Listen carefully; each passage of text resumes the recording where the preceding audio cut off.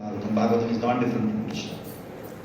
So the study of Krishna's appearance, study of Srimad Bhagavatam's appearance, both are same, because both are Krishna. Rather, appearance of Bhagavatam, discussion about it is more important because in the Bhagavatam Krishna appears. That is why if you learn about appearance of Bhagavatam, appearance of Krishna is very easy. And one aspect about it is, in the Bhagavatam or in the Puranas, chronology is not such an important thing, it is secondary. Whereas with the modern historians, chronology becomes the thing. They talk about carbon dating, they talk about archaeology, and who came first, who came later. The essential teachings, that is more important than chronology. That is when the Bhagavatam, though you have sometimes chronology described, his son is this, his son is this, like that, but that is not the most important. We have two Varahavatars described together without actually even telling that this Varahavatar is different and Varahavatar is different. Because Bhagavatam was spoken by Vyasa in trance. Bhagavatam was spoken by Vyasa, Bhakti Yogena Manasi, Samyak Pranite Amale, Pashat Purusham Purnam. So this Bhagavatam was spoken by Vyasa in his maturity. Srila Prabhupada talks maturity, means matured devotion, as love of God. So he was not knowing what he is speaking.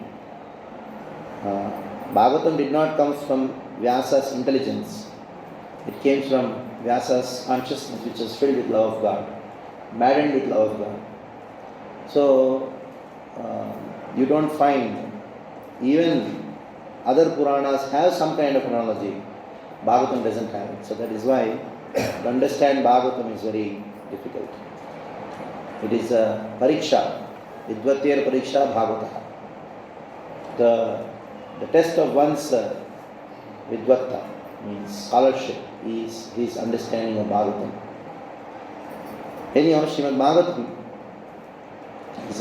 have chronology is not important thing. That is why you have, first you have the last Samvat, that is Narad Vyasa, and then Narad Vyasa, and then you have Brahma Narada.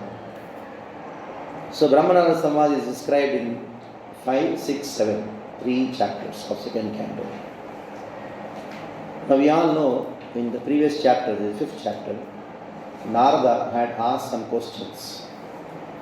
In total, you know, Narada had asked 10 questions.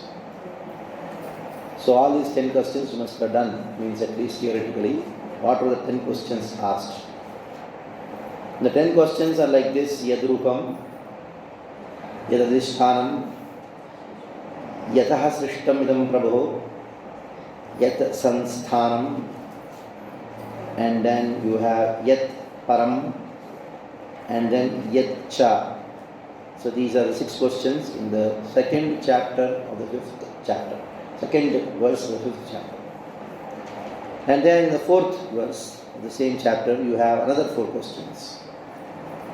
Yad Vijnano, Yad Adharo, Yad Parastam, Yad Atmakaha, Yekaha Shrit Bhutani, Bhutai Evatmaya.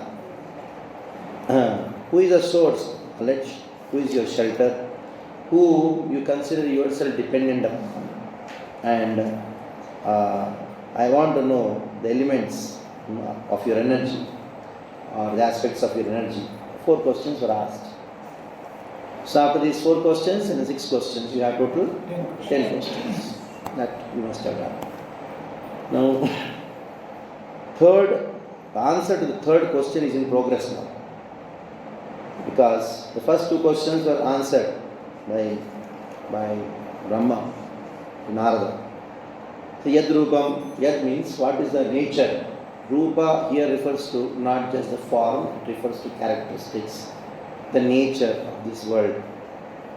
Then Yad Adhishthanam, for anything you require a basis, like the bottle is there, it's on the table is there, it's on the floor is there, and the structure is in earth is space. So there is some adhishthanam, adhara shakti, whole world is resting on Ananta. Ananta is Adhara Shakti. Adhara Shakti Namaha. Before you go do any worship, you have to invoke the Adhara Shakti, and then only you can worship. So Ananta, you invoke Ananta there. He is Adhara Shakti. So we have this Adhara Yadhishthanam. On the whole world is based on existing on what? Now, Yataha Srishtam Idam Prabhu. This word, Yataha Srishtam. Yataha. Yataha Srishtam means the process by which it is created. Process. Yataha means the process. How is it created? So it's a very elaborate subject matter. How this world is created. Now the elemental creation has been described in the 5th chapter. Elemental creation means earth, water, fire, 24 elements, how they are created is described in a nutshell. But if you want more elaborate understanding of this, there are description of the manifestation of elemental or elemental creation. It is described in the Bhagavatam at many places. But they are all described in different ways. But the perfect way, means the best way where you can nicely understand, the description you will find in the 3rd Canto, 26th chapter. Kapil Devati Samvad. And that is where you will find very nicely Taijasa, Rajasa, and Tamasa, and this Sattva, Rajastama, how the Ahankara projects through these 3 modes of nature. Mind is created, and the intelligence is created by Rajas and the working senses. The Panchamahabhuta and Tanmatras are created by the Tamas of Yes. So that all, Mahavishnu's creation, Karnadaksha Vishnu's creation. And then there is a description of Garbhodaksha Vishnu entering into each Brahmanda. That is also described. Who is known as Hiranyagarbha. That all you have learnt in the previous chapter, 5th chapter. Now comes the 6th chapter. We are going to start the 6th chapter with a description of how the different senses and the other aspects of this world are manifested. Creation. Okay? Now, the previous chapter and this chapter are very much related with each other. Srila Prabhupada names this chapter as the Purusha Sukta Confirmed.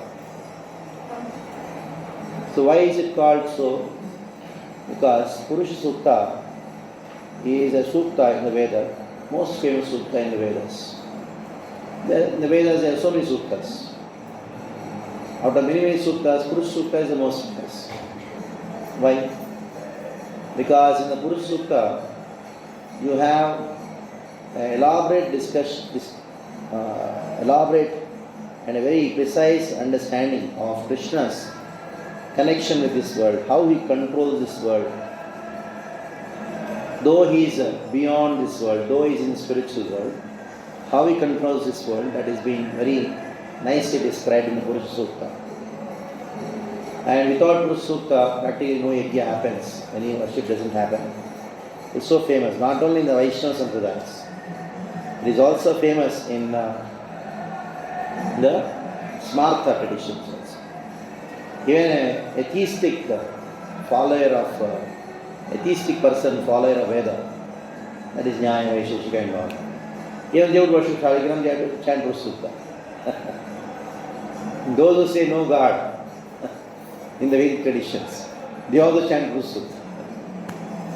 Very interesting to know. This is a very famous sukta. And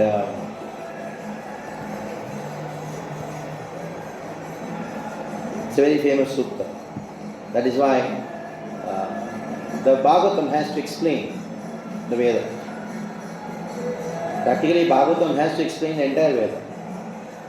Because we know from the Hima, Bhagavat Mahima, how Srimad Bhagavatam is the commentary on the Vedanta Sutras. Arthoyam Brahmasutranam and Bharatartha Vinirnayaha Gayatri Bhasharuposo Vedartha Paribhramita.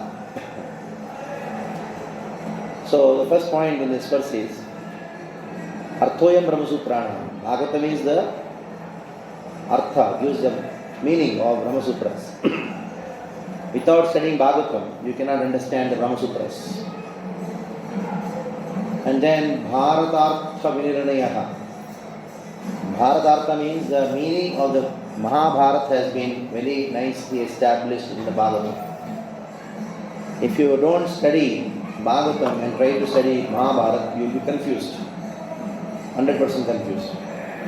There are many people who are into Mahabharata, study of Mahabharata, but they did not study Bhagavatam, or they left the study of Bhagavatam. They got totally bewildered, confused. Because Bhagavatam has got 1 lakh verses, very dear to the Madhvas. Sripadacharya himself actually, he makes this point while writing this book called Mahabharata Tatparya. So there he says that without studying Bhagavatam, if somebody studies Mahabharata, he will not understand. I am writing this commentary on Mahabharata because based on the Bhagavata principles. And then Gayatri Bhasharupos. Gayatri Bhasharuposam is what? This Mahabharata or this Bhagavatam is a commentary on Srimad, commentary on Gayatri Mantra. Gayatri Mantra, very famous. Many people chant Gayatri. And the Devata of Gayatri is Surya Narayana. Is Narayana himself, who is the Paramatma of Surya. And Rishi, who is the Rishi? Vishwamitra Rishi. They will be chanting. But if somebody doesn't chant the Bhagavatam, only chant Gayatri, they will not get the result. And this is a standard practice in the traditional very traditions. Even though that person may be a Mayavadi or a Smartha or anybody, after chanting Gayatri, they are supposed to chant the first verse of Bhagavatam. Even Smarthas. So that shows that you just follow Vedic culture, you are half Krishna conscious. Though you may not know Krishna is God, but still they say, after chanting Gayatri, chant Bhagavatam verse. Because the first verse of Bhagavatam doesn't name Krishna. Last 2 syllables is Pratyam Param Satyam. Last verse of Bhagavatam is what? Last verse of Bhagavatam. Nahava Sankirtanam Yasya. Yes. Pranamami Hari. So who is that Satyam Param? Hari. So the first verse of Bhagavatam doesn't talk about Krishna in the sense that doesn't name Krishna. But Hari comes in the last. So who is the Satyam Param? You will go in the last verse of Bhagavatam and find out. And Hari Param is, Satyam Param is Hari. So Satya is Hari. So in this way, if you study Bhagavatam, then only Gayatri has its effect. Otherwise no. Then the last is Vedartha Paribhramita. Vedartha. The meaning of the Vedas have to be described in Bhagavatam. Or Bhagavatam describes the meaning of the Veda. The Veda, what all suktas are there, every sukta is being described in the Bhagavatam. Sometimes directly, sometimes indirectly. But the Purusha Sukta is done directly because it is the most important sukta. Your Narayana Upanishad, Narayana Sukta is also there. Narayana Paro Veda, Narayana Paro Dharma, Narayana Paro Gati, all these things. That's all the essence of Narayana Upanishad, Narayana Sukta. Like that all Sukta. You take a Sukta, it's there in the Bhagavatam. There is nothing in Bhagavatam. There is nothing which is there in the Veda. It's not mentioned in the Bhagavatam. Everything is mentioned. So Purusha Sukta is being described in the 6th chapter. Because Purusha Sukta is a very philosophical understanding of the Lord's connection with the world and how he controls this world. Now let us go to the first verse. Brahmovacha. Brahma is speaking his words. Vacham nirmukam kshetram chandasam sapkadatavah kavya kavyamruta nanam jivha sarva rasasya cha. So we see the words here. Vacham vahner mukham kshetram. Vacham vahner mukham kshetram chandasam saptadatva. What is coming from what? Mukham means here mouth. From the mouth of Krishna, here the universal form is being described. From the mouth of Krishna, what came? Vacham vahner. What came out? The speech came out. Speech and the speech organ or Agni came out. And Chandasam Saptadhatava. Universal form has got how many dhatus? Because you also have 7. The universal form also has 7. Andam Pindadehasya. Whatever Anda, this is Pindanda. There is Brahmanda. The entire Brahmanda is in this Pindanda. If you study the human body, the physiology, psychology, whole world is understood. Like the Bible says, God created the world in His own image. Man, image of man or something. I don't know the exact words. So this is known by various scholars. So they identified that if you study the whole body, your human body, the universe is understood. That is why the rishis, they didn't have to go in the spacecraft to find out what's there in space. So if they came to know what's in the mind space, they come to know what's there in the cosmos. Exactly. So Lord also Saptadhatus. So Saptadhatus, those universal form. And we have here this body, Saptadhatus. But from the Saptadhatus came Chandasam, these are Vedic literatures. The 7 Chandas came. Then Havayaha Kavayamritanam. So from the tongue, Jivha, Sarva Rasasya cha, from the tongue, what came? Havya and Kavya. What is the meaning of Havya? Havya means the offerings done to the Devatas are known as Havya. And Kavya means the offering done to the Pitris, known as Kavya. And that these two, when they are offered, it becomes prasad, and that prasad becomes food for the living entities. And when this becomes food for the living entities are able to taste. So all the different kinds of taste comes.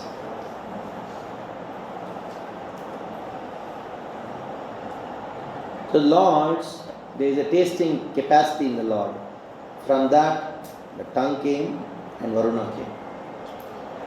Along with every element, every part of the body, the presiding deity also came. For the tongue, the presiding deity is Varuna. Varuna is god of water. Because without water, you cannot taste. So if somebody is eating something, he doesn't find taste because there is no saliva produced. Or to give you some more example of Vedic Sankhya, like you're eating something, just sip little bit of water, the taste increases. Just try out if you're not tried out. If you want to make it tasty, just sip, don't drink more. It is said before you drink, before you eat, drink water. While eating, you cannot drink water, but you can sip water. Water before eating is like medicine. While eating, it is like nectar. After eating, is like poison. So, all the science, Ayurveda, chemistry, physics, you name it, everything is based on Sankhya. So if you know Sankhya, then everything is known. That is why in the Vedic system, Gurukul,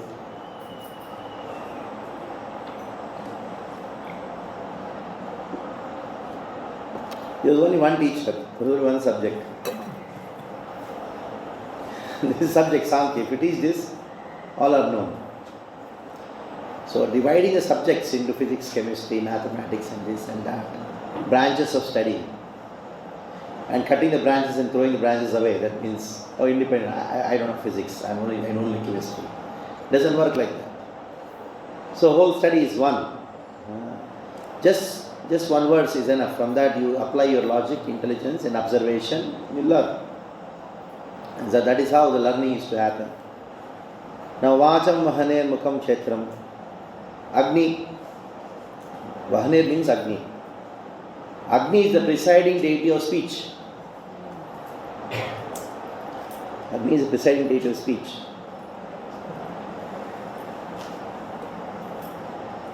Like, to give you a very fun example, if I give some other example, it's very difficult for devotees to understand because neither they are Vedic nor they are scientific. So, Prabhuji, I heard the lecture, now I am fired up.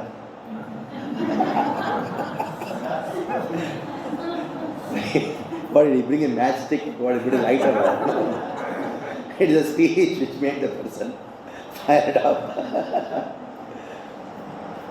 So that is why certain things which cannot take literally. It is philosophical. Isn't it? Fired up. So where is the fire? Action. Isn't it? All the actions are because of some speech given by someone or the sounds. You're sleeping, some sound comes, then you run away from the place. Or you embrace the person by seeing some sound, activity, actions. And Agni is the first deity which is being glorified in the Veda, Rig Veda. Agni Nile Purohitam Yajnasya Devam Nityajam. So this Rig Veda, first mantra of Rig Veda, Agni Nile Purohitam. So he is a Purohita. He is a well-wisher from Pura, means the history, dawn of history. Right from the time of creation, he is your Purohita. Everybody is Purohita. And then comes Chandasam Veda, because you have to offer to Krishna. How will you offer to Krishna? Through fire. Swaha, that is the fire manifested first. And then to offer something require Veda. That is the Veda manifested. And then what do you offer? Havya and Kavya you offer. And by which that becomes Anna for whom? For us. After they accept it, it becomes Prasad, Anna. And then to accept that Anna you require Jivha. For Jivha you require some taste. Sarva Rasasya cha, and all the taste things. So this is what is described in the first words. Some of you read any one of you read the translation and purport. Lord Brahma said, the mouth of the Virat Purusha, the universal form of the Lord, is the generating center of the voice, and the controlling deity is fire. His skin and 6 other layers are the generating centers of Vedic things, and his tongue is the productive center of different foodstuffs and delicacies for offering to the demigods, On it. the 4 harvests, and the general master. How do you start reading? Purport. You need to switch on. Purport. Yeah. The opulences of the universal form of the Lord are described here. It is said that his mouth is the generating center of all kinds of voices and is controlling deity is a fire demigod, and his skin and other 6 layers of bodily construction are representative generating centers of the 7 kinds of Vedic hymns, like the Gayatri. Read the first line.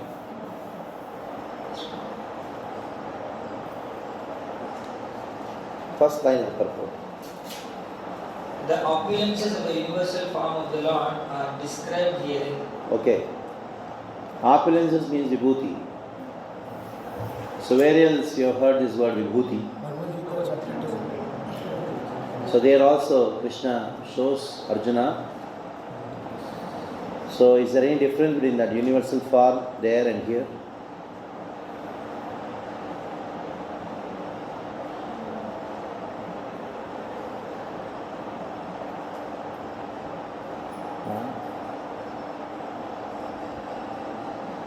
Yeah, think something. How many of you say there is a difference? Or no difference? Okay. You have heard in the 11th chapter, when Prabhupada says, this is the material and temporary form of Krishna. Okay? Now, who is being described here?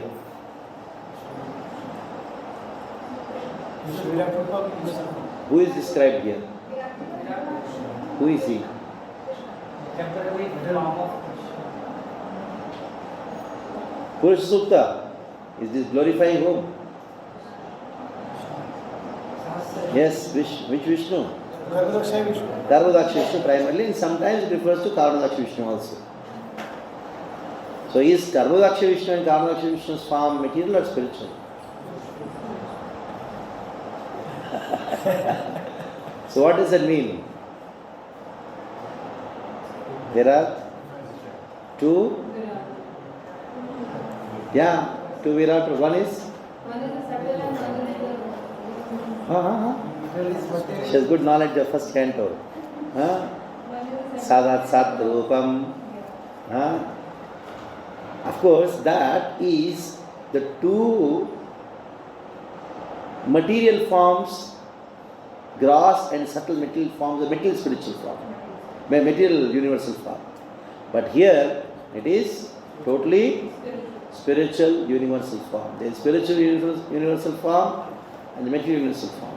As much as in our material body we have subtle and gross, in the same way the universal form, material universal form also has subtle and gross.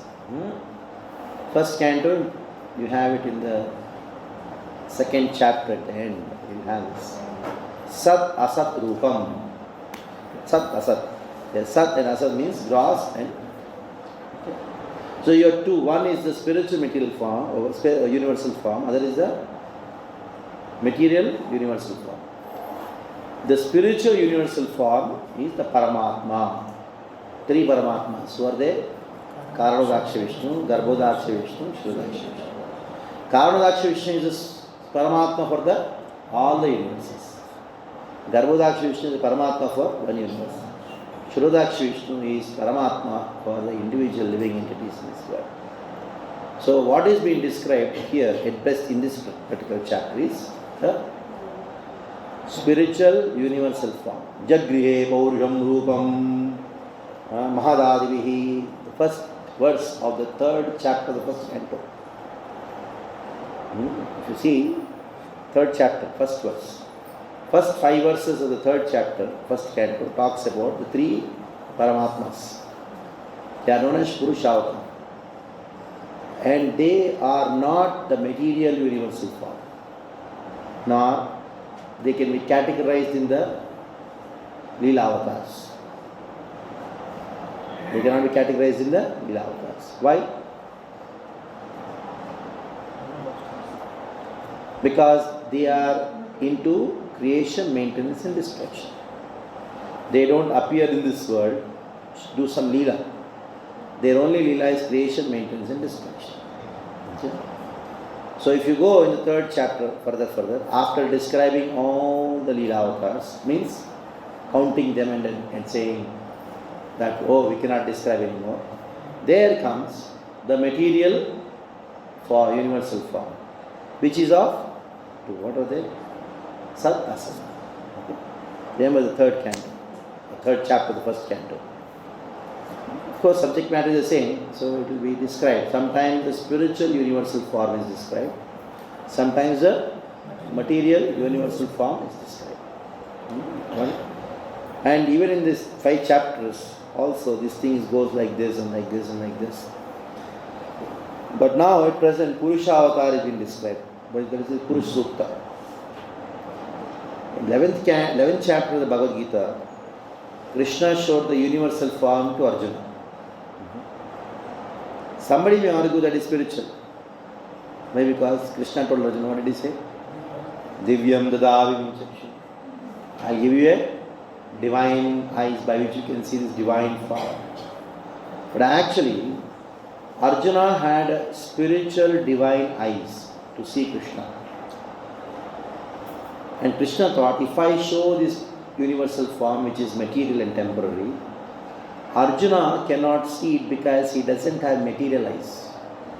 So Krishna gave Arjuna material divine eyes, which is much more lower than what eyes which Arjuna had before, to see this form.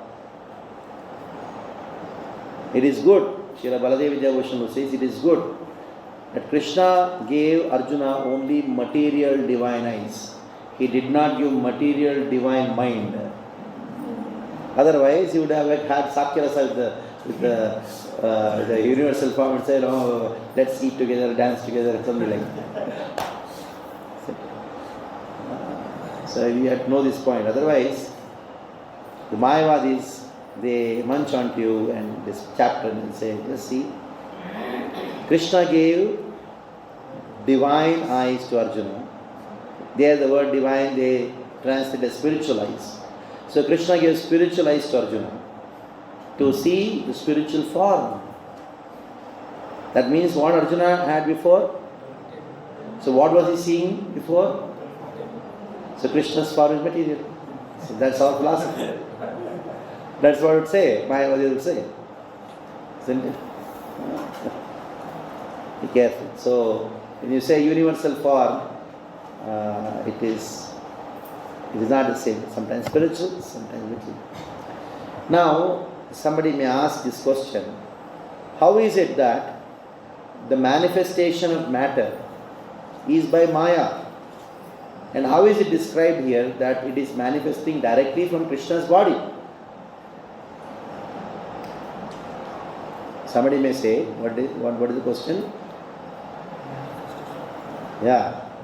Repeat. Are you coming from God's body directly? The manifestation in this world should be from Maya Shakti or Maya.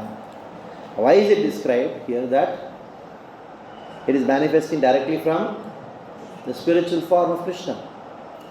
So the answer is very simple. The Shakti and Shaktiman, Maya is Krishna's Shakti and Krishna is Shaktiman.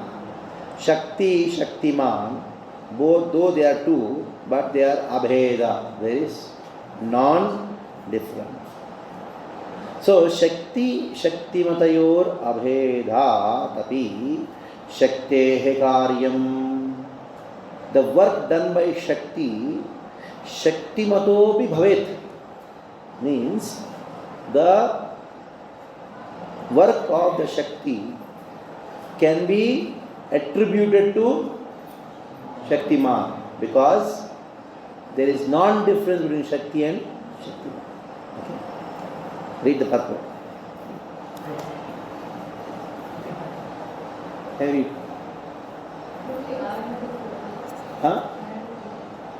Any query, any time, just ask. Don't wait for the end of the class because after what I speak, I don't remember. If you ask me to repeat, not possible. I mean, I'll tell you, did I speak something like that or what?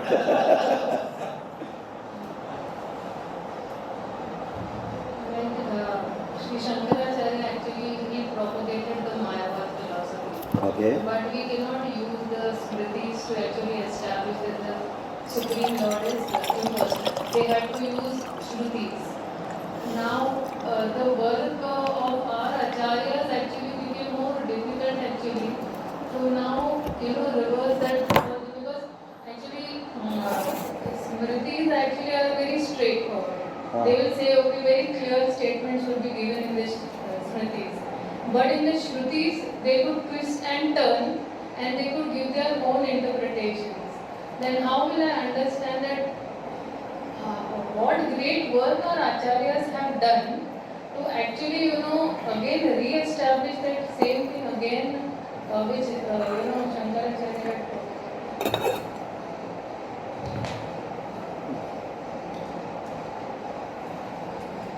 Because we have some kind of literatures written by some secular authors, and you must have read something like this. That is why your question is that. Basically, your question is itself has certain flaws, and it is not that it is because of you, because you read some book from some store written by some secular authors who just have some shallow understanding of Shruti and Smriti. It's not like that. Basically, if you have read the first canto, Narada Vyasa Samvada I described, whereas Narada, he criticizes Vyasa for writing the Smritis, which are confusing. They are not straightforward. Even the Smritis are not straight, because the Tamasic Puranas, the worship of Durga and Kala Bhairava, and Tamasic deities, Gaurarupas, they are considered to be more superior to Sattvic and Rajasic deities. In the Rajasic Puranas, worship of Brahma, Ganesha, etc., they are considered to be more superior than Vishnu and Durga. In the Sattvic Puranas, you have this worship of Vishnu is more superior too. So, there is confusion even in the Smritis, as much as there is confusion in the Smritis or Shrutis. Both are confusion are there. Number one. So, it is not that Shankaracharya, he used the Shruti and did not give on the Smriti. It is not that the Vaishnavacharyas used the Smriti and just neglected the Shruti. It is not like that. If you want to be an authentic Sampradaya, you should have commentary on 4 books. Number 1 is the Vedanta Sutras. Number 2, the Upanishads, 11 main Upanishads. Number 3, the Vishnu Sahasranam. We should have this commentary on Vishnu Sahasranam. And where does Vishnu Sahasranam come from? It is from the Mahabharata. And ultimately, you should have commentary on the Bhagavad Gita. So, out of which 2 books are from the Mahabharata. It is Itihasa. Isn't it? So, Shankaracharya gave a commentary on Bhagavad Gita also. He gave a commentary on the Vishnu Sahasranam also. So, weightage to both the things are given equally by both Sampradayas, Mayavad and Vaishnava. But the later part of the Indologist, after the intervention of the British, they made this ignorance which is already present in some kind of people. It is not Mayavad, it is not followed by Shankara. There are some certain people who had this kind of understanding that the Shrutis are the most important, the original Veda, and the Smritis should not be accepted, and if at all you accept, it should be accepted only to the extent where it is in agreement with the Shruti. So this was very much in minority many years back. By the time of Jiva Goswami, it became very popular. Means they started talking. So Jiva Goswami has answered them. He says that Jiva Goswami has answered them. How? He says the word Purana, Purnayati Purana, he gives a different meaning to that, which completes. What does it complete? It completes the meaning of Veda. That means without Puranas, the meaning of Vedas are incomplete. Now he goes to another point. He says, if you have a golden ring, generally the earrings, these have a flap kind of thing which you close it. After putting it, close it. That is lost. So how do you complete it? By iron metal? By which metal? Same metal. So if Puranas are completing the meaning of the Vedas, the Puranas also should be Vedic, because it should be of the same nature. Isn't it? Then he says, the reason why Sripad Shankaracharya did not give a commentary on Bhagavatam is for his respect for Bhagavatam. He said, I don't want to contaminate it. And if he felt that Puranas are not so much equal to Veda, why did he give a commentary on Vishnu Sahasrama? Why did he give a commentary on Bhagavad Gita? Okay, Vishnu Sahasrama, he just gave the many different meanings of the names of Vishnu. But Bhagavad Gita is established Mayavad Siddhanta. And then, why he should say Bhagavad Gita is Gita Upanishad? So, even Sripad Shankaracharya had in mind, in future, taking my name, people would reject the Smritis on the name of the Shrutis. So, I would like to stamp Bhagavad Gita as Gita Upanishad. That is why Srila Prabhupada starts his introduction with what? Introduction. How does he start his introduction? This book is also called Gita Upanishad. That is how he starts. So in this way, now the Britishers came and made it more problematic. They established this Arya Samaj and Brahma Samaj, who are totally non-Vedic. Totally non-Vedic. And they made a rule that if somebody wants to become a Hindu, they should be certified by them. Even till today. If somebody wants that to become a Hindu, they should get a certificate from Arya Samaj. See how dangerous situation we are living in. We are all sleeping on the social and political problems and thinking we are nothing to social and politics. But it is not like that. Such a dangerous situation. Now coming to the other part of the question. It is Sripad Madhvacharya who established Vaishnavism by giving commentary on all the sections of Vedic literatures. Whereas Shankara, even Ramanuja, Nimbaraka, all Acharyas, they just gave commentary on the Shrutis and the Smritis which were accepted by them. Vishnu Purana, they gave commentary. Bhagavatam had commentary. But they left out the Karma Kanda section of the Vedas, saying that, oh, we are Uttar Vimamsa. Purva Vimamsa, we reject it. We don't accept it.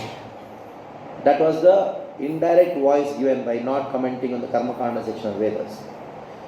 But the only Acharya who gave a commentary on the Karma Kanda, so-called Karma Kanda section of the Vedas, and explaining that even Vedanta is hidden in it, is Sripad Madhvacharya.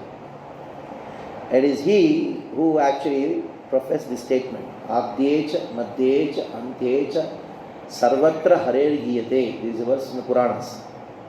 In the beginning, middle and end. It means beginning.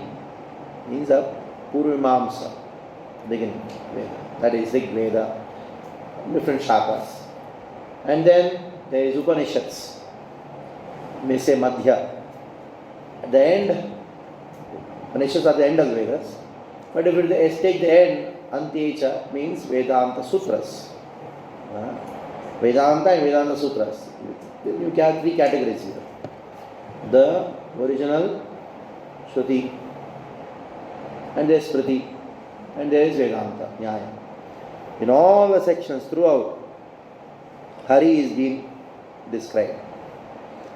So Sripad Madhvacharya goes on saying, when the Veda says that you glorify Indra, who is that Indra? That Indra is not the Indra in heaven, but is the Indra of Indra, that is Krishna. When the Vedas glorify Agni, it is not Agni, of the material world. It is Agni for Agni, it is Krishna. And he quotes, who is the Lord? The eye for the eye. Who is the ear for the ear. When Surya is being glorified in the Puravedas, he says, it's not this Surya, the sun for the sun. It's Krishna. So what is your consciousness when you hear Indra's name? Idam Indraya Swaha, Idam Indraya Namama. So who is that Indra? That Indra is the hand of Krishna. So in this way, when Madhvas, when they worship the demigods, actually they are not worshipping the demigods. It is only perceived. They are worshipping Krishna. And they are seeing one aspect of Krishna, the limbs of Krishna, and they are addressing that limb of Krishna and taking the name of the demigod. That's how it is. So we also follow the same system, philosophy. So Acharya is balanced Shrutis and Yes, yes. They not only balance, they harmonize. Balance means what? Okay, yeah, it's okay, it's okay. It's not like that. The harmonize, these both are one. Rather, not just one. The Smritis are explained in the Smritis. That is why Smritis are more important than the Shrutis. The harmony has gone to one step ahead. Sri Jiva Goswami clearly says, what is not mentioned even in the original Vedas, Veda Guhyam Bhagavato, what is Guhya to the Vedas are found in the Itihasas and Puranas. Go back to the introduction. Srila Prabhupada says in the introduction to Bhagavad Gita, in this book you will find everything mentioned in the Vedas and also Something which is not there in the Vedas. So the Shrutis, they contain more. The Smritis contain more than what is the Smritis. The Smritis are there. It is because the Shrutis are not for everyone. So they are more approachable. And not only that,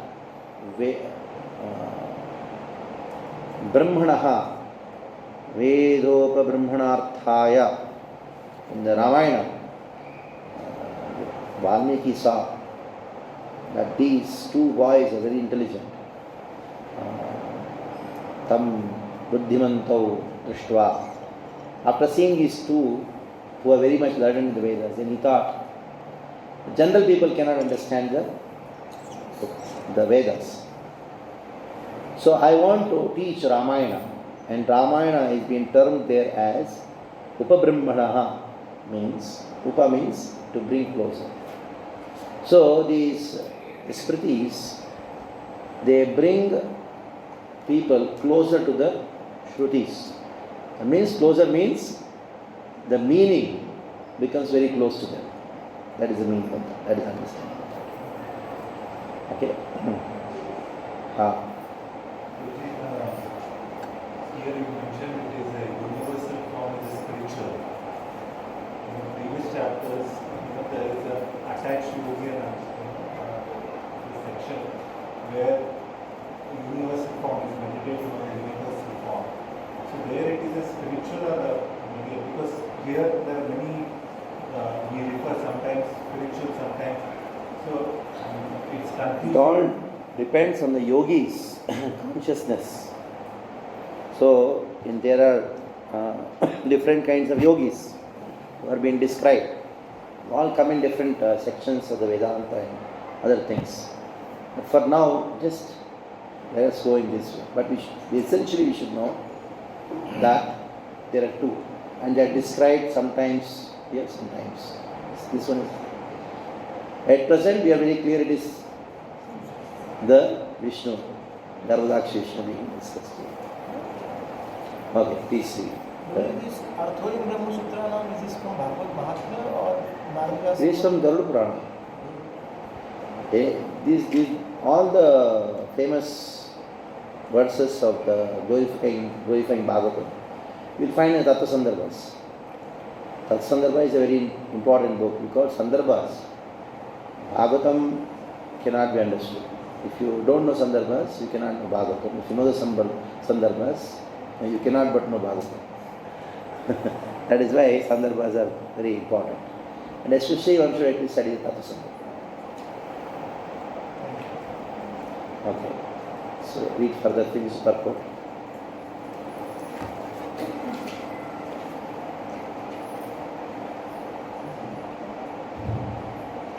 And his skin and other 6 layers of bodily constructions are the representative generating centers of the 7 kinds of Vedic hymns, like the Gayatri. Gayatri is the beginning of all Vedic mantras, and it is explained in the first volume of Srimad Bhagavatam. Since the generating centers are the different parts of the universal form of the Lord, and since the form of the Lord is transcendental to the material creation, it is to be understood that the voice, the tongue, the skin, etc., suggests that the Lord in his transcendental form is not without them.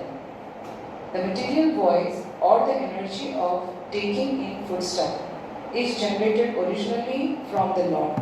Such actions are but perverted reflections of the original reservoirs. The transcendental situation is not without spiritual variegatedness. In the spiritual world, all the perverted forms of material variegatedness are fully represented in their original spiritual identity. The only difference is that material activities are contaminated by the 3 modes of material nature, whereas the potencies in the spiritual world are all pure because they are engaged in the unalloyed transcendental loving service of the Lord. In the spiritual world, the Lord is the sublime enjoyer of everything, and the living entities are all engaged in his transcendental loving services without any contaminations of the modes of material nature. The activities in the spiritual world are without any of the inebrities of the material world, and but there is no question of impersonal voidness on the spiritual platform, as suggested by the impersonalist. Devotional service is defined in the Narada Pancharatra as follows. Sarvopadhini vilimuktam tat paratvena ninnam rishikena rishikesha sevanam bhakti ruchate. Originally, since all the senses are produced of the Lord's reservoir of senses, the sensual activities of the material world are to be purified by the process of devotional service, and thus the perfection of life can be attained simply by purifying the present position of our material activities. And the purifying process begins from the stage of being liberated from the conception of different designations. Every living entity is engaged in some sort of service, either for the self or for the family or for the society, country, etc. But unfortunately, all such services are rendered due to material attachment. The attachments of the material affinity may be simply changed to the service of the Lord, and thus the treatment of being freed from material attachment begins automatically.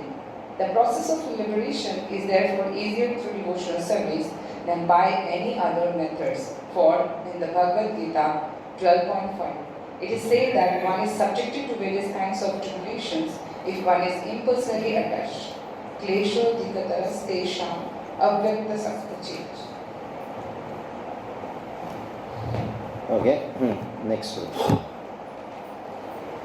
Sarvasunam cha vayoshta annase paramayane ashvino roshadinam cha prano moda pramodayo. Sarva asunam cha vayoshta tannase. Tat nase means what? Nostrils. Nose. So from the nose, what is coming? What is the thing which is manifesting in the nose of the universal form? Air. What air? Asunam chavayoscha. Asunam means what? Life. Asun means what? What is the meaning of Asun? Sun is English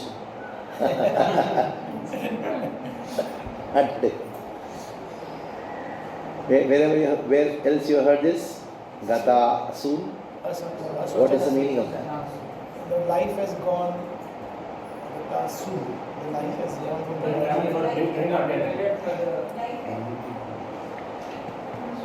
Gata Asun, Agata Asun. Gata Asun means the thing from which the life has gone. What is that? Gross body. That body is gross body, but gross body. And Agata Asun means the thing which the life has not gone away. What is that? Subtle body. So in that verse, Gata Asun and Agata Asun refers to gross body and subtle body. Like Krishna says, Asochanam sotastam pragyavadamscha bhashase Gata Asun Gata Nanusojanti Pandita. Arjuna, a Pandita doesn't think about, he neither thinks of gross body nor thinks of, and that is what we speak, but we always think about gross body and subtle body. Oh, what's going to happen to my body? Corona comes and what's going to happen to me? Oh, she told me that. No, I know you are thinking about me like that. Subtle body is thinking. And Pragyavadam Sukha says, we give class. So when I give class, I think, I always think, what Arjuna? It's like that. So from the nose of Krishna, the universal form, that is Paramatma. So what manifests is the life air. So air, not this air. Hawa chahiye, pankha chalao, not this. This is, when you breathe in air, from the air you get what? The prana. It is not oxygen, it is not carbon dioxide, it is prana. Somebody told me, Guruji, is life air oxygen?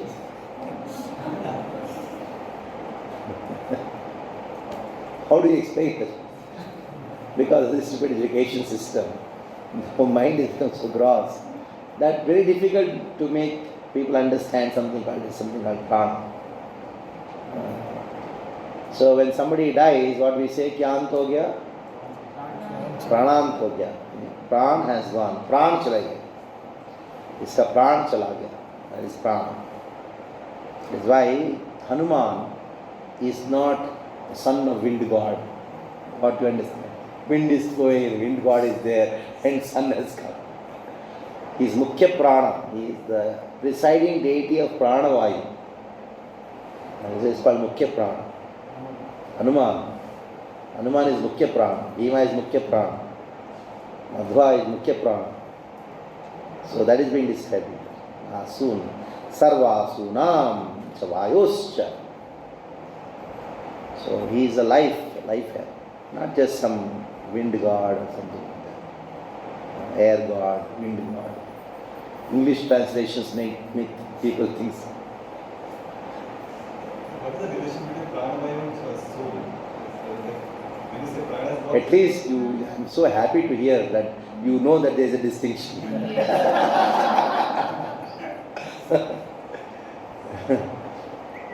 Vayus are the things which connections, which connects the gross body to the subtle body to the chitta or the consciousness. So it is a material element, but which makes the consciousness exist in this. So the soul has consciousness. The consciousness has to pervade in matter, isn't it? So that is done by these pranavayus.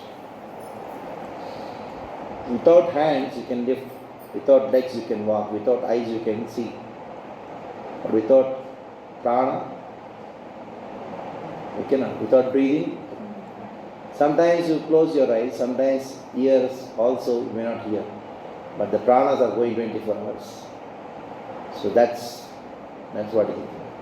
So the pranas are controlling the karmic things? Yes, everything. That is why when there is disturbance in prana, all is disturbed. Weak. So then one healing called pranic healing. Asum sarva pranascha vayuscha tannase paramayane ashvino aushadinam cha prano. Now tell me, what is the difference between nasa or nase and granaha? What meaning is there?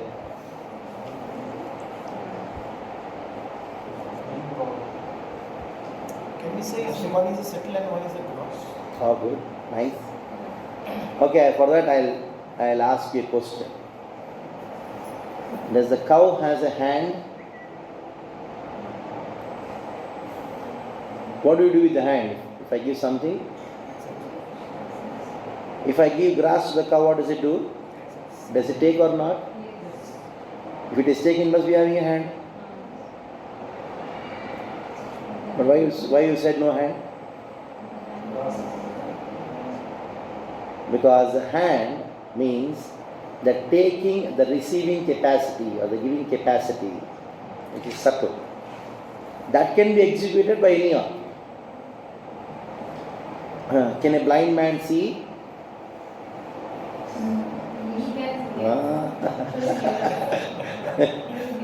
In Mumbai, many people with eyes, they cannot climb the train. I know a blind man. I saw him climbing a train. Absolutely blind. He can see to the fingertips. The small stick, he goes like this, tuck, tuck, tuck, tuck, he goes. So he is a sense organ of sight. He is working through the instrument of skin. There are two things here. One is the subtle, what he has told, that is the sense organ. Other is the instrument, the gross instrument. What is this? It is eyeball, not the eye. What is this? It is sannase. It is nase. Grana is the sense organ of smell. Nase is the nose, the nostril.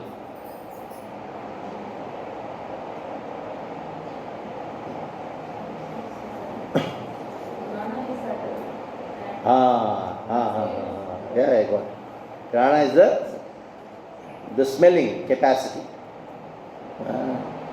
Whereas the nose is the gross instrument used.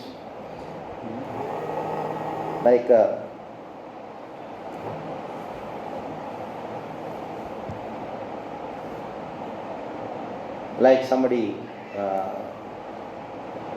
he may see some water.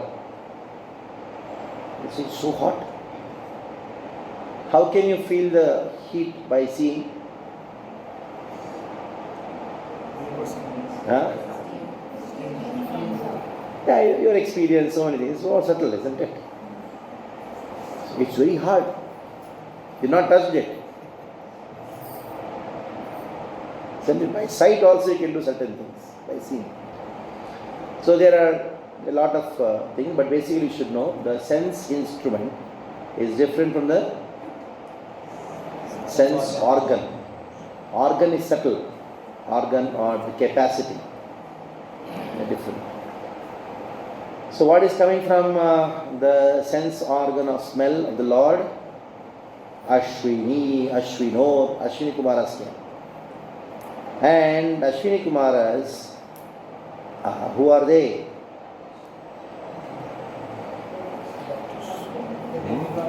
Demigods of medicine, herbs. Practically everything is herb. And from that what comes? Different kinds of fragrance come. Moda, Pramadayoho. There are certain fragrances which are there, which give happiness. Pramadevu, more happiness like that, more the Pramadevu. So all the flowers, they are meant for what? What is the flower meant for? Fragrance. But we say, oh, what a beautiful garland. It's crazy. Flowers are not for beauty, it is for fragrance. Put inside the nose also will not find, no fragrance. But we think of beauty. Flowers are not beauty. So, Sankhya is very important. Study of nature. Whose nature? Krishna's nature. So the more you are close to nature, you are more closer to Krishna. The more understanding you have of Krishna's nature, material nature, spiritual nature is, the more you have better understanding of what you're supposed to do in life. You can be Krishna conscious. So, but in one place in first canto, Prabhupada writes that the Sankhyas, they may not talk about God directly, but whereas the Bhagavatam talks about This is Bhagavad so Sankhya. generally they talk about Sankhya's as atheists. So There are two Sankhya's. What Prabhupada says in Krishna book, in the Bhagavad Gita, 39th verse, 2nd chapter.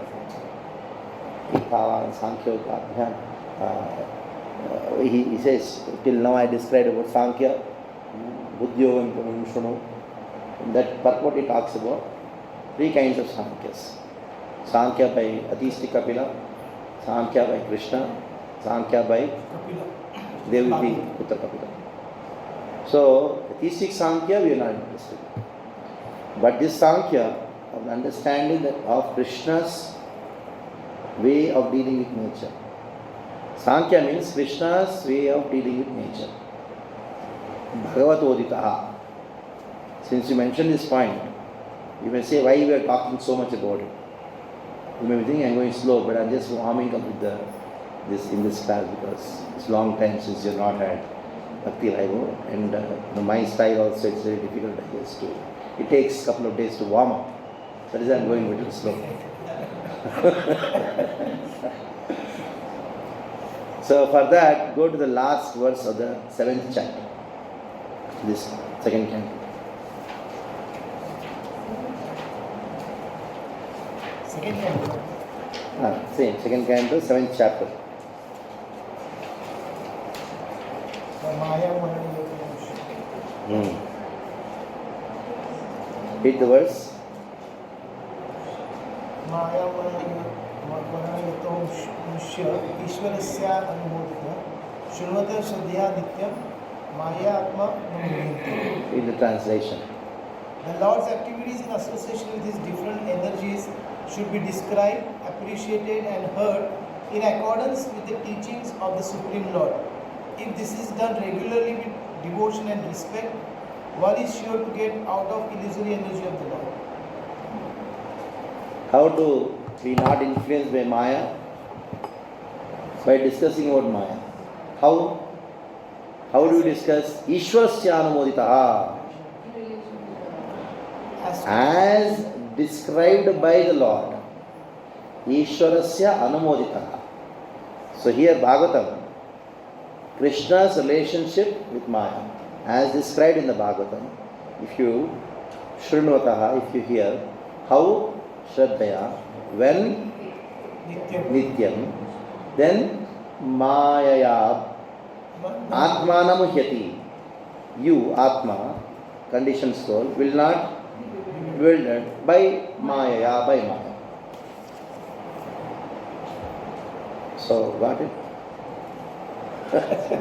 This is called Sankhya. Means when you discuss about Krishna's pastime with the material nature. This whole thing, Krishna's pastime with the spiritual nature is in the 7th chapter. Next chapter talks about the different avatars. But this chapter is Krishna's pastime with the material nature. Okay, read the translation, purport. Just purport translation already done, so you can read the purport. The second verse. Oh, no purport till next. I could not. Rupanam tejasam chakshur Divaha Suryascha Chakshini Karno Disham Dattanam Utram Akashabhayo. Now, so there is the sense of sight, Krishna. Chakshuhu. Chakshu means eyes. From the eyes of Krishna, two things came. What are they? Rupam and Tejasa means fire. Form and fire are connected with each other. How?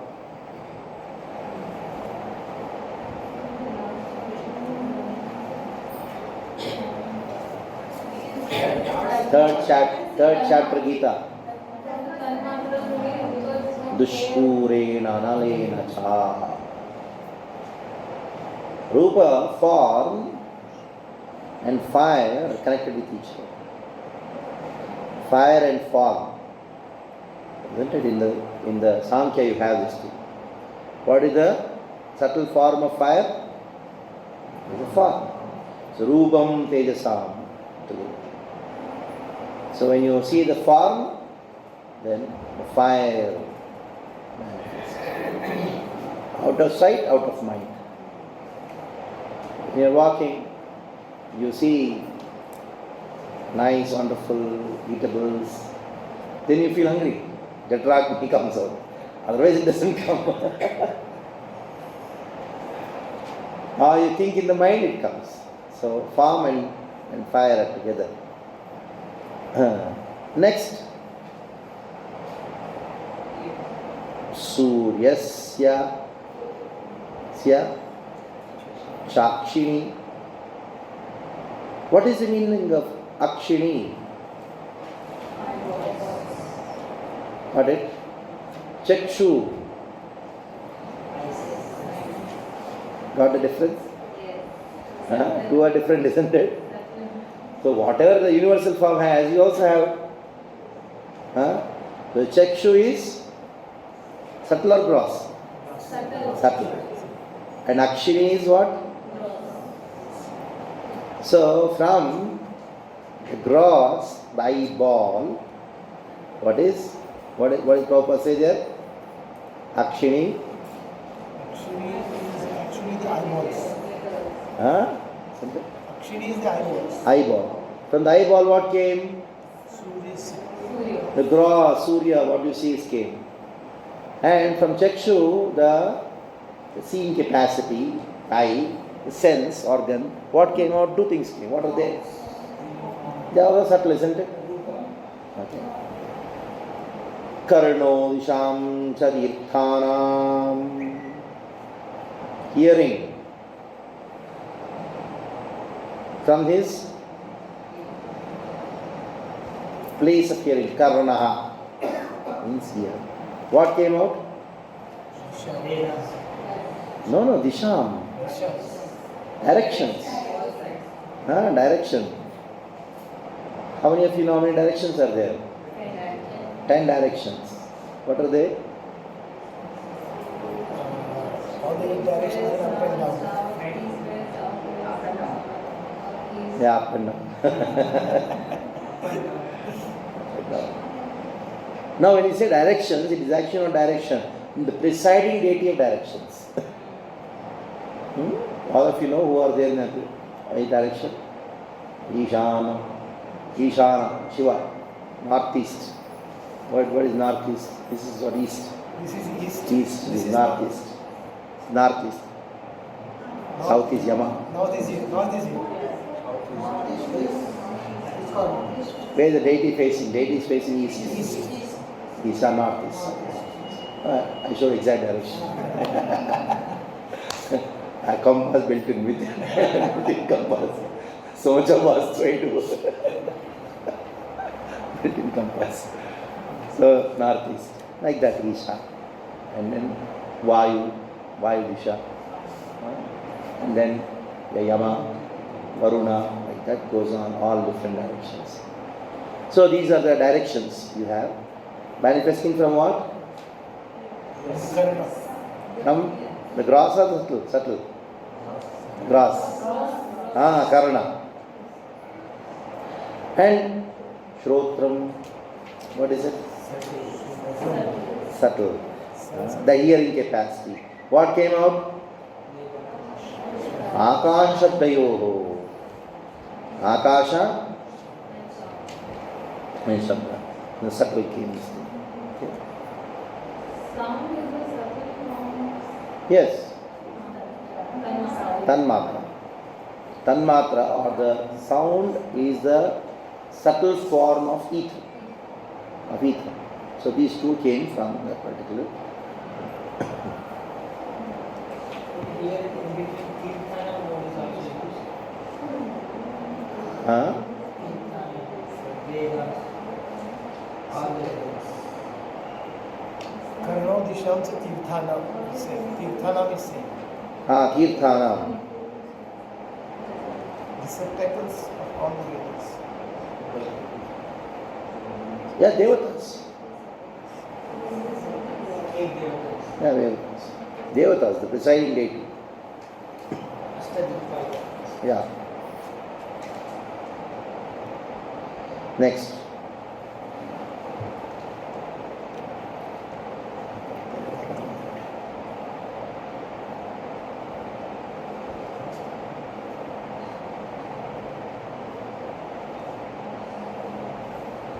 Vedic knowledge. Purport is there, no? Yeah.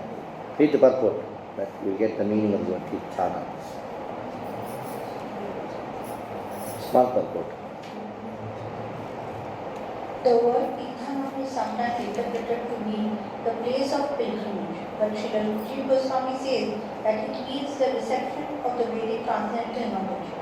The propounders of the Vedic knowledge are also known as Tirthas. Yeah. Tadgatram vastu saranam saubhagyasya cha bhajanam tvad asya sparshavayoscha sarvamedaschaiva hi. Now we have Tadgatram. Gatram is what? Body. Dhatra means body.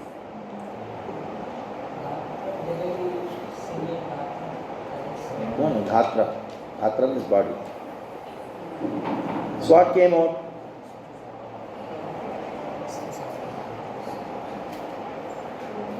Vastu saranam saubhagyascha bhajanam. Saubhagyam is what? Huh? What came out from the body? Vastu saranam. What is the meaning?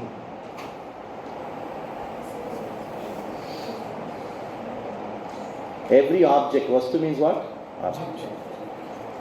Every object has a particular potency. So the potency of every object manifested from the body of the universal form. And the body of the universal form is Saubhagyascha Bhajanam. It is the place of all auspiciousness. Every object has a potency equal to mc square, mass energy equation. So every object has a potency. It's been discussed. It is the law of Krishna. No object is without potency. It has a potency. And the potency is given by Krishna. And Tvagasya Sparshavayoscha Sarva Medascha Chaivahi. Tvag means skin. From the skin, what came out? Sparsha Vayoscha Sarva Medas Chaivahi. What came out? Sparsha and Vayu. Both things came out. And also what came out? Medascha. Medascha. What is the meaning? Sacrifices. All the sacrifices came out from the touch. So body is there and there is touch. Read the purport. The air is the moving agent of all planets, and as such, the generating centers for promotion to the deserting planets, the sacrifices, are his bodily surface and are naturally the origin of all auspicious opportunities. Next. Romya udvijas jati nam yirva yajnastu sambataha kesha sammashu nakanyasya shila gova bhra vidyutam. You see the translation.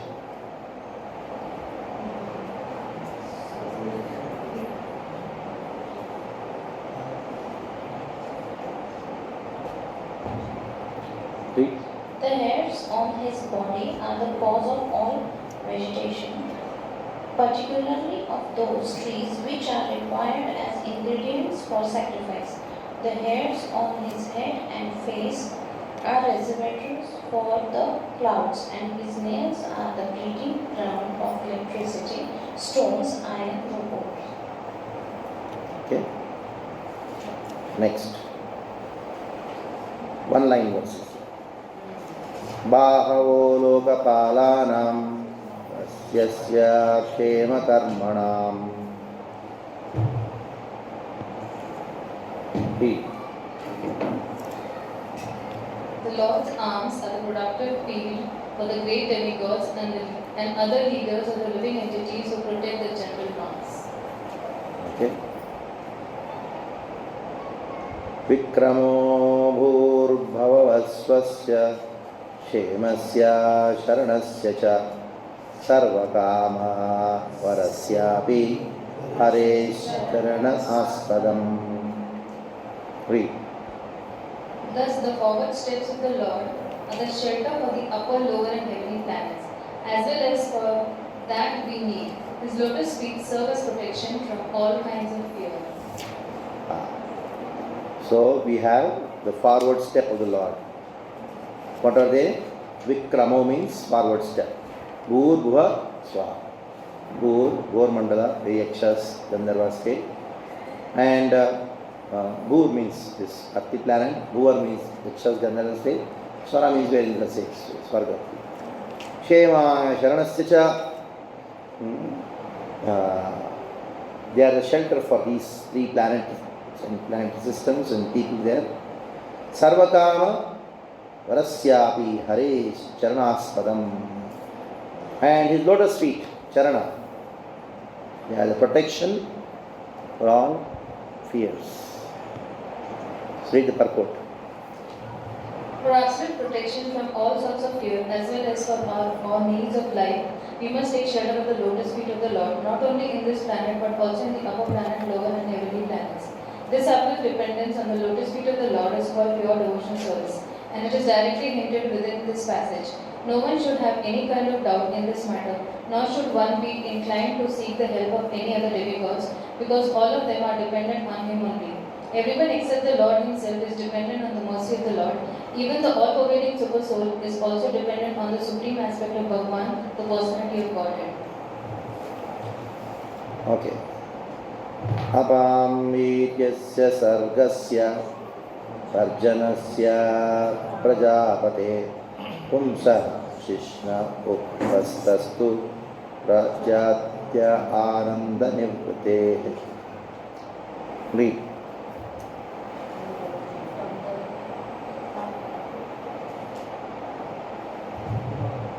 From the Lord's generators originate water, seasonal generators, rains, and the procreators. These generators are the cause of oppression that counteract the distress of begetting. Purport. The generators and the pleasure of begetting counteract the distresses of family encumbrances. One not cease to generate altogether if there were not, by the grace of the Lord, a portent, a pleasure-giving substance on the surface of the generative organs. This substance gives a pleasure so intense that it counteracts fully the distress of family encumbrances. A person is so captivated by this pleasure-giving substance that he is not satisfied by begetting a single child, but increases the number of children, with great risk in regard to maintaining them simply for this pleasure-giving substance. This pleasure-giving substance is not false, however, because it originates from the transcendental body of the Lord. In other words, the pleasure-giving substance is a reality, but it has taken on an aspect of pervertedness on account of material contamination. In the material world, sex life is the cause of many distresses on account of material contact. Therefore, the sex life in the material world should not be encouraged beyond the necessity. There is a necessity for generating progeny,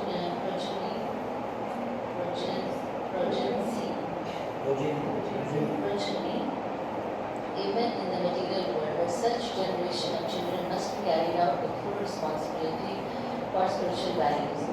The spiritual values of life can be realized in the human form of material existence, and the human being must adopt family planning with reference to the context of spiritual values and not otherwise. The degraded form of family restriction by use of contraceptives, etc., is the grossest type of material contamination. Materialists who use these devices want to fully utilize the pleasure potency of the coating on the genitals by artificial means without knowing its spiritual importance. And without knowledge of spiritual values, the less intelligent man tries to utilize only the material sense pleasure of the genitals. आयुर्यमस्य मित्रस्य परिमोक्षय नारद हिमास्य निवृत्तकृत्यो निराश्रयस्य कर्कुडं सुता. Read.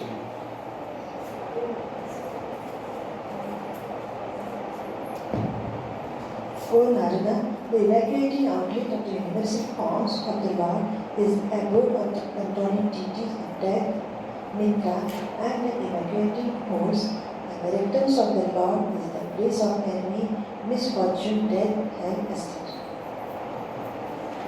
Purport. No purport. Next. Parabhuter adharmasya tasmasya chapi paschimah nadyo nadyanadina vinam gotranam asti samhati. The back of the Lord is the place of all kinds of frustration and ignorance, as well as for immorality. From his veins flows great rivers and rivulets, and on his bones are stacked the great mountains. Yeah, read the purport. In order of define the impersonal conception of the Supreme Personality of Godhead, a systematic analysis of the physiological and anatomical constitution of his transcendental body is given here. It is clear from available description of the body of the Lord, his universal form, that the form of the Lord is distinct from the forms of ordinary mundane conception. In any case, he is never a formless void. Ignorance is the back of the Lord. Therefore, the ignorance of the less intelligent class of men is also not separate from his bodily conception. Since his body is the complete whole of everything that be, one cannot assert that he is impersonal only. On the contrary, the perfect description of the Lord holds that he is both impersonal and personal simultaneously. The perfect personality of Godhead is the original features of the Lord, and his impersonal emanation is but the reflection of his transcendental body. Those who are fortunate enough to have a view of the Lord from the front can realize the personal feature, whereas those who are frustrated and are thus escaped on the ignorance of the sight of the Lord. Or, in other words, those who have the view of the Lord from the back realize him in impersonal feature. So you should not show your back to others. Neither you should keep the bead bag on your back. So you have to keep the bead bag. Let's not do that. Next. Avyaktaradasandhunam sindhunam bhutanam nidanasya cha odham vidditam pumso hridayam manasas padam. The impersonal feature of the Lord is the abode of great oceans, and his belly is the resting place for the materially annihilated living entities. His heart is the abode of the subtle material bodies of living beings. Thus it is known by the intelligent class of men. Purport. In Bhagavad Gita 8.17 and 18, it is stated that according to human calculations, one day of Brahma is equal to 1,000 ages of 4 millenniums, that is 43 lakh years each, and the same period is calculated to be his 9 also. A Brahma lives for 100 such years and then dies. A Brahma who is generally a great devotee of the Lord attains liberation after such a downfall. The universe called the Brahmanda, or the round football-like domain controlled by a Brahma, is thus annihilated, and thus the inhabitants of a particular planet or the whole universe are also annihilated.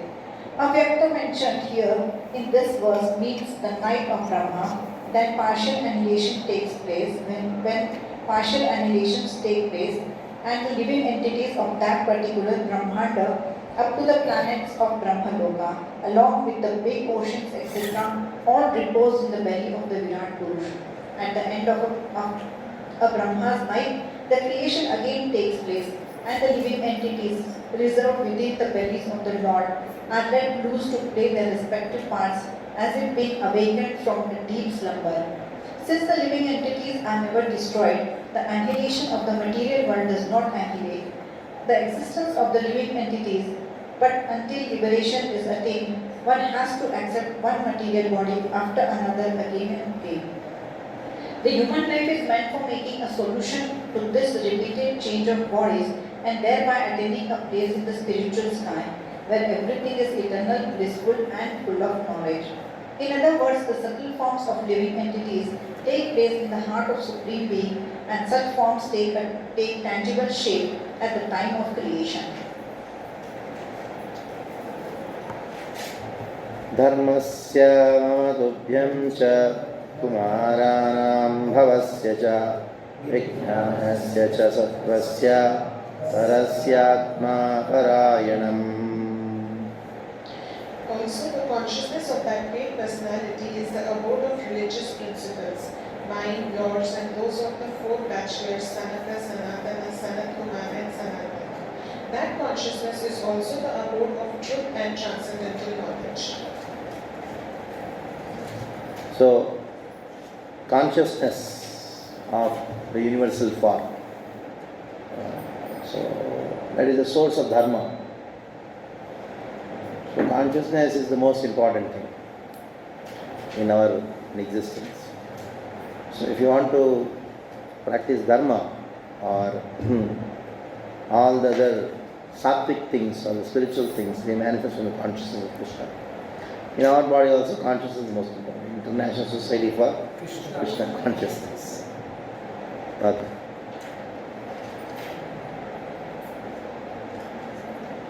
Next. Aham bhavan bhavaschaiva aime munayograja sura asura nara nagas khaga mrigas gandharva yaksha raksho bhuta kanoraga rasavaha pitarasiddha vidyadarascharanagrama अन्ये च विविधा जीवा चलस्थलानभोक्सा भद्राक्षा केकवस्तारास् तपिता सद्यनैकवतः सर्वं पुरस्येवेदं भूतं भव्यं भवश्च यत् तेनेदं कृतं विश्वं वितस्तिम् अधिष्ठति. Read. Translation. Beginning from me, Brahma, down to you and our Shiva, all the great sages who were born before you, the demigods, the demons, the nagas, the moonbeam, the birds, the beasts, as well as the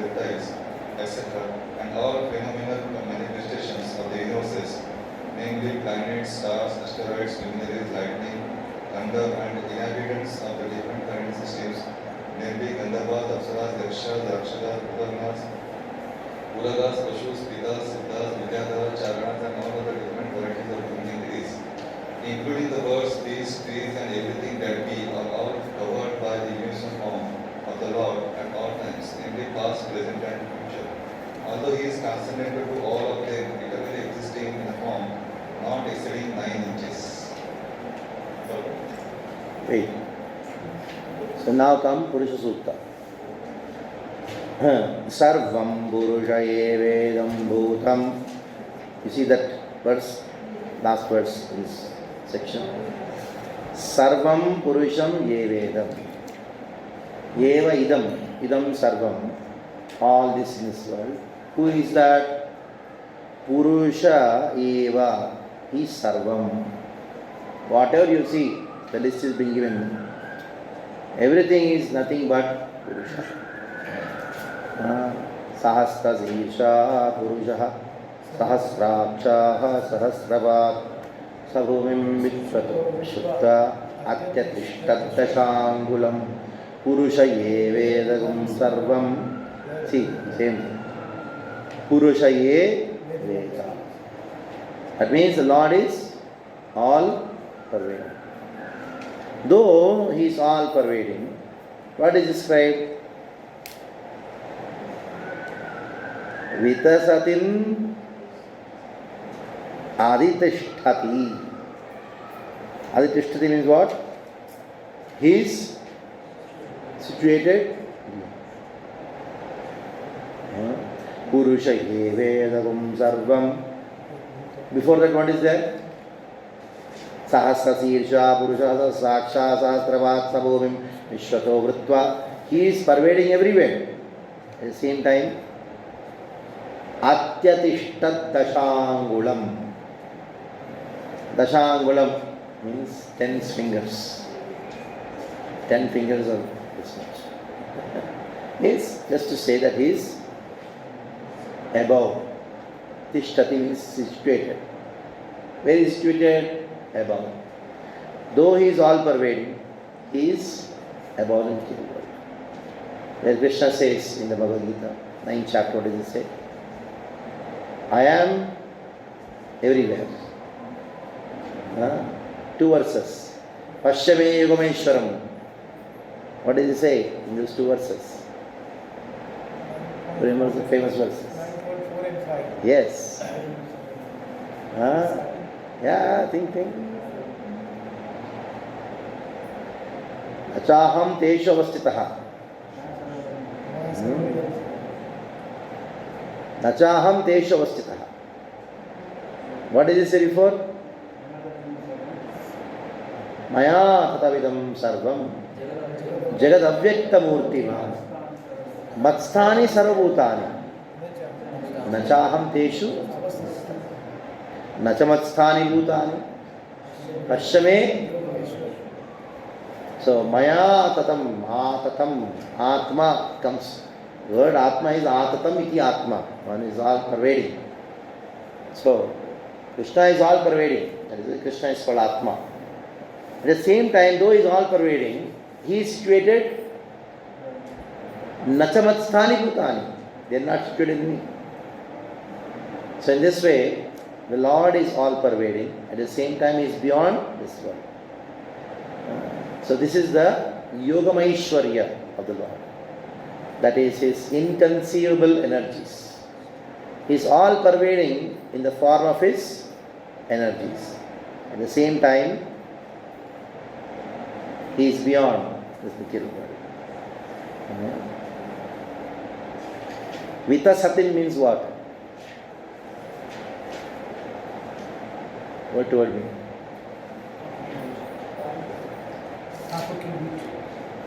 10 fingers. That is Vitasatim. Translation is 10 fingers. So he lives the size of his universe. Atyadishtadashangulam. He lives the size of his universe, but he is not limited to that universe. He is not iron. It is his energy. He pervades the entire world through his energy. Maya Shakti. At the same time, he is beyond the world. That is the subject matter of this particular verse. Sabhumim sarvadas prishtva atyatishtat dashangulam. That is same thing is described here. Tenedam avrutam shvam and vitasatim atyatishtati. In the Purush Sutta, what is there in this? Aditishtati. Atyatishtati and aditishtati. That's all. That is the only difference. And there Purushaye Vedam Sarvam. Instead of that, what is there here? Sarvam Purushame Vedam Bhutam Bhavyam Bhavachayat Tenedam Avrutam. So these are the words, similar words. That is how Purush Sutta is being described. Okay. So read the purport. The Supreme Personality of Godhead, by his partial representation, measuring not more than 9 inches as Super Soul, expands by his potency in the shape of the universal form, which includes everything manifested in the different varieties of organic and inorganic materials. The manifested varieties of the universe are therefore not different from the Lord, just as golden ornaments of different shapes and forms are not different from the original stock result of gold. In other words, the Lord is the Supreme Person who controls everything within the creation, and still he remains the Supreme Separate Identity, distinct from the manifested material creation. In Bhagavad Gita 9.45, he is therefore said to be Yogeshwar. Everything rests on the potency of the Lord Shri Krishna, and still the Lord is different from and transcended to all such identities. In Vedic Purush Sutta of Mantra, this is also confirmed. This philosophical truth of simultaneous oneness and difference was promoted by Lord Sri Chaitanya Mahaprabhu, and it is known as Achintya Veda Veda Tattva. Brahma, Narada, and all others are simultaneously one with the Lord and different from the Supreme Lord. We are all one with Him, just as the gold ornaments are one in quality with the stock gold. But the individual gold ornament is never equal in quantity with the stock gold. The stock gold is never exhausted, even if there are innumerable ornaments emanating from the stock. Because the stock is Purnam, complete. Even if Purnam is deducted from the Purnam, still the Supreme Purnam remains the same Purnam. This fact is inconceivable to our present imperfect senses. Lord Chaitanya therefore defined his theory of philosophy as Achintya, inconceivable, and as confirmed in Bhagavad Gita as well as in the Bhagavatam. Lord Chaitanya's theory of Achintya Veda Tattva is the perfect philosophy of the absolute truth. Achintya Veda Veda. Okay? So we stop here. We'll meet tomorrow. Yes. Then what are the other sampradayas? They are Vishishta Advaita and those. Are they incomplete? What is the? We also there authorized. They are incompletely complete. They are not completely incomplete. They are incompletely complete. Because the Vaishnava Sampradaya, the Acharyas, it should be complete. But if they are completely complete, then what is the use of Chaitanya Mahaprabhu then? So, they are complete because they are perfect and spiritual. In Vaishnavas, Vaishnava philosophy, given by Chaitanya. They are incomplete because Chaitanya Mahaprabhu has to give his philosophy of Achintya, Veda, Veda. Like in the Rasas, Shanta, Das, Sakya, Vatsalya, Madhurya, they are all complete. But Shanta in itself is not complete because something else is there. Sakya is there, Vatsalya is there, Madhurya is there. But you cannot get it incomplete because it is spiritual. How can something spiritual be incomplete? Okay, I confused you, but it is because for that it is different subject matter, but that understanding you all should have because you are Bhakti Vaibhav. The four Vaishnava Acharyas, they give four philosophies. because they have to defeat 4 aspects of Mayavad. Mayavad is so deeply rooted. One philosophy cannot work. You require, like it's a big building on 4 pillars. You have to put 4 bombs, isn't it? So that's the main thing. Other thing is, Krishna has got different rasas, and to fulfill the rasas to a particular extent, you require a particular philosophy. So the Siddhanta Veda among the Vaishnavacharyas is because to establish the Rasa Veda. So because the rasa is with Krishna, it is complete.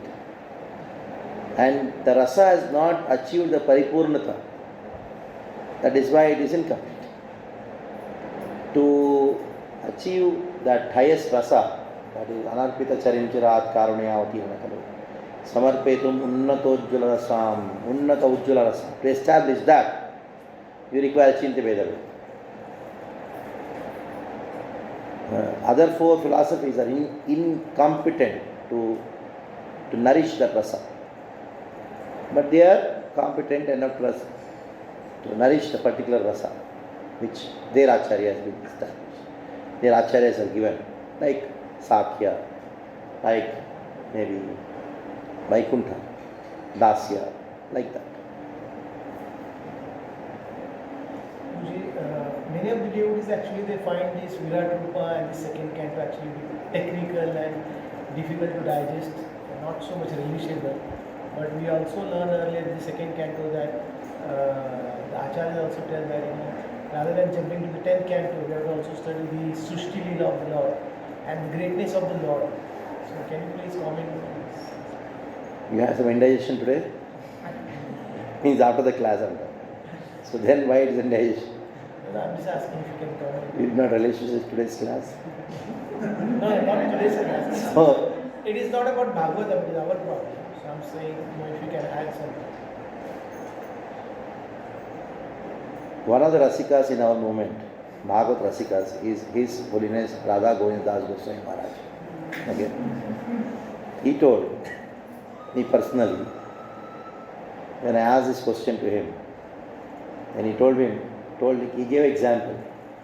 So he's from the village, Gramana Desh Karana. So he gave me example saying that गांव में अलग अलग मिठाई के जानवर मिलते हैं. It's doing some Sankrati time. It's for the sugar they make hen, they make dog, different things.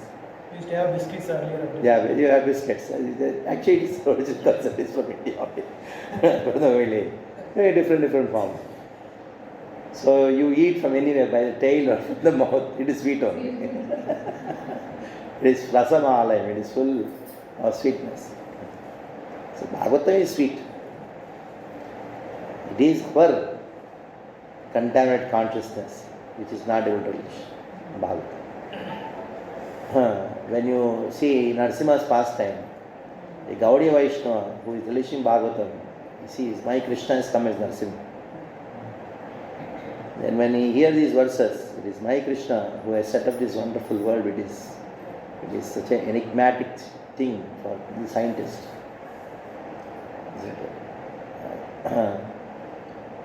It is all one's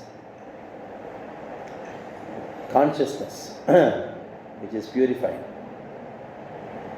Chaitanya Mahaprabhu used to relish Dhruva Maharaj's Leela, Allah's Leela. So, of course, the 10th canto of Bhagavatam is the topmost. You are going to get in this last chapter. 10th chapter, second verse. First verse is talking about the 10 subject matters. Second verse talks about Dashamascha Vishuddhartam Navanamiha Lakshanam. The 10th subject matter is the most important. But to establish the 10 subject matter, other 9 subject matters are spoken. So in this way, if you want, you can relish this also. You can relish that also. You can relish everything. This actually prepares your consciousness to relish the 10th canto. Relishing the 10th canto without actually being qualified, it is only abhas, or it is only known. I think in the last chapter, the first chapter also, I think 12th shloka onward is saying that this shloka is about the power of the Lord, this is about the sweetness of the Lord. And the next subsequent shloka says how to worship this Lord of power and sweetness, then by Yat Kirtanam Shravanam.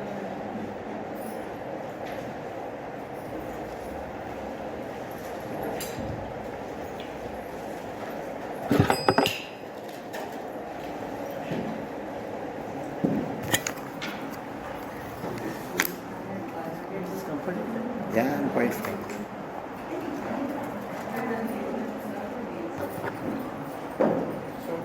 From the Bhagavad Gita, I know that first verse Prabhupada writes, in the Gita you will find everything mentioned in the other scriptures, but from Gita you will not find everywhere. Something more also you will find which is not there. So what does it, how can we understand? That does that mean that Krishna's direct instructions, his understanding about Krishna himself, he is given to us, or Sarvadharman Parityaja, that is not directly spoken somewhere else? It is not directly spoken. That way we can understand. Especially Jnana, Karma, Samanvaya, the harmony of Jnana and Karma by Bhakti, that is not so explicitly spoken in the Bhagavad Gita, in the other scriptures. Because there was always, like we have this confusion, should I take sannyas, should I be grihastha, should I become a brahmachari, should I get married? So this confusion was created in the Veda, because they are made it karma and jnana two different things. Bhoga and vairagya, renunciation, two different things.